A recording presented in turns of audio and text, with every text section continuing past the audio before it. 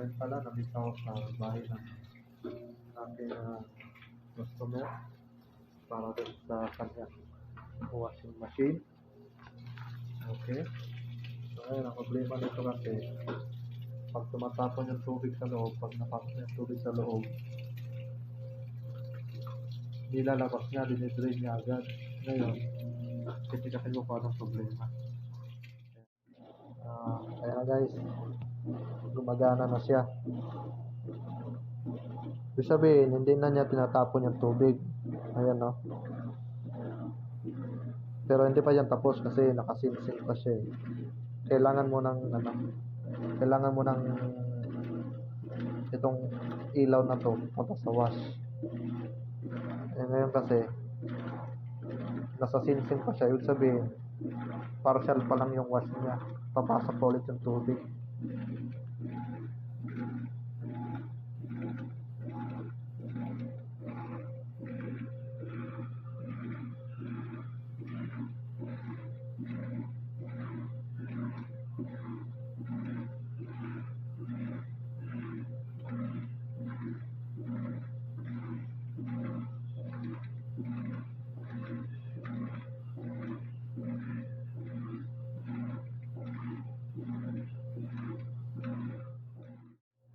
Ayan na guys, saminto na siya.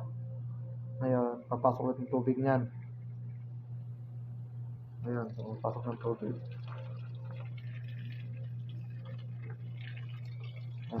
Kaya lang masyado pang mahina yung niya, tubig niya. Hindi talaga yung malakas. Kaya i-recommend ko sa customer na kailangan malakas ang pressure ng tubig. Ganun talaga ang trabaho dito sa Saudi Arabia guys.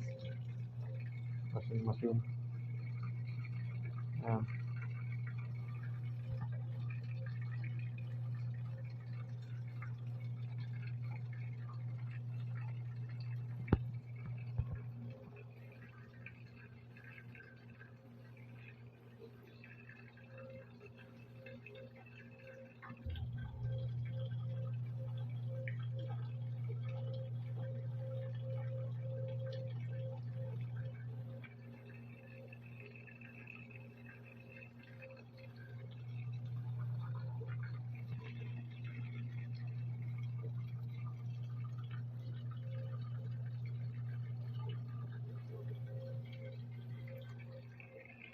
May pag-brand. See? Kanta siya ngayon dito guys. Ibig sabihin, gumagana siya. Hindi natatapon yung tubig. Hindi natatapon yung sabon. Gumagana siya.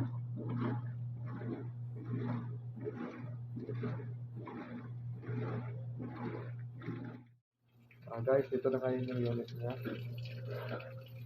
Ito na ngayon yung unit niya. So, bali nung inototest ko kasi siya, mahina yung tubig niya na pumapasok. Ngayon, nilinis ko na rin yung filter niya sa likod. Ayan. Yan lang ang filter na nilinis ko.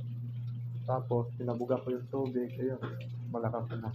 Kaya ngayon, inototest ko siya ulit para kung sakali man kung may piyesa pang hindi napagana. Total naman sa piyesa niya at naman gumagana naman yung program. Ngayon, papagdanahan ko muna tong wash niya kung talagang tatapon niya or hindi yung tubig. Kaya tutok lang guys.